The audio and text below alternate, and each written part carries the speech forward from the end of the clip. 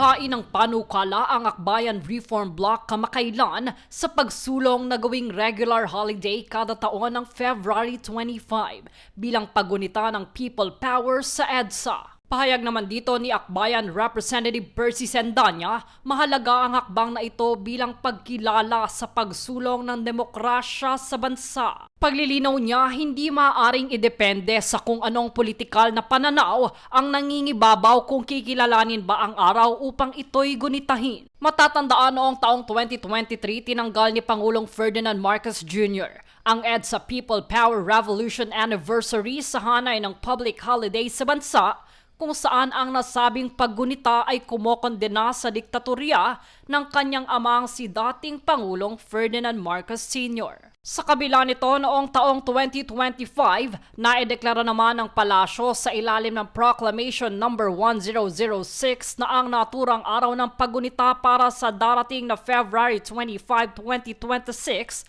ay Special Working Day, kung saan ayon sa batas, ito ay karaniwang araw lamang para sa mga manggagawa.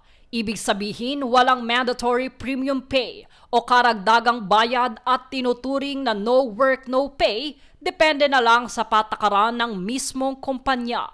Kaugnay nito, marami ng paaralan at lokal na ahensya ang piniling igunita ang nasabing araw sa pagdedeklara ng suspensyon bilang pagbibigay galang sa mapayapang revolusyon na naganap sa kasaysayan ng bansa. Samantala, nilinaw naman ng otoridad na hindi seditious o maituturing na rebelyon ang pagprotesta sa naturang araw, kung saan inihayag ni National Capital Region Police Officer Spokesperson Major Hazel Asilo, hindi maituturing seditious ang pagproprotesta. Gaya ng pagsabi ng BBM Resign, puwera na lamang kung ito'y nagpapakita ng paghihikayat na sirain o sunugin ang mga lugar o establishmento. Matatandaang di naghain ng kasong kaugnay ng sedisyon ang Criminal Investigation and Detection Group o CIDG laban sa 77 katao bunsod ng pagkakadawit sa riot noong unang trillion peso March, araw ng September 21 ng nakaraang taon. Sa kabila nito, handa na ang Philippine National Police o PNP para sa gaganaping anibersaryo ng EDSA People Power sa darating na Miyerkules, kung saan inaasahang makapagde-deploy ng higit 13,000 pulis ang Kalakhang, Maynila upang mapanatiling ligtas at disiplinado ang naturang paggunita laban sa korupsyon. Nagpaalala din si PNP Chief Jose Melencio Nartates Jr. sa mga pulisyang nakatalaga na manatiling matatag at huwag magpapaudyok na gumawa ng aksyon laban sa mga nagpoprotesta. Jade Buhoy, nag-uulat para sa Golden Nation Network.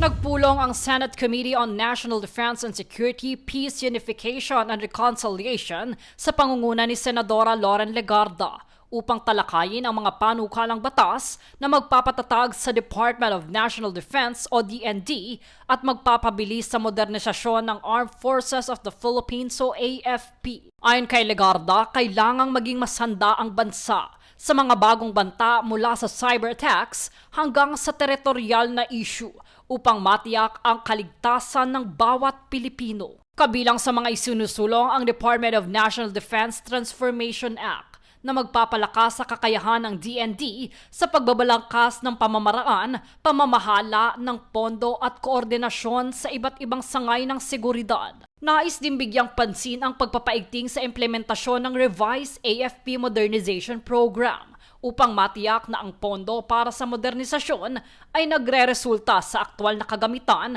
at kakayahang magamit sa depensa ng bansa. Kaugnay nito, nais din tugunan ang kapakanan ng mga veteranong militar sa pamamagitan ng Philippine Veterans Month Act na magbibigay ng mas malinaw na pagkilala at mas maayos na benepisyo sa mga naglingkod sa bayan. Paglilinaw pa ng Senado, ang pagpapaigting ng pambansang seguridad ay hindi lamang usapin ng militar, kundi usapin ng proteksyon sa ekonomiya, kapayapaan sa komunidad at katiyakan ng kinabukasan ng susunod na henerasyon. Jade Buhoy, nag-uulat para sa Golden Nation Network.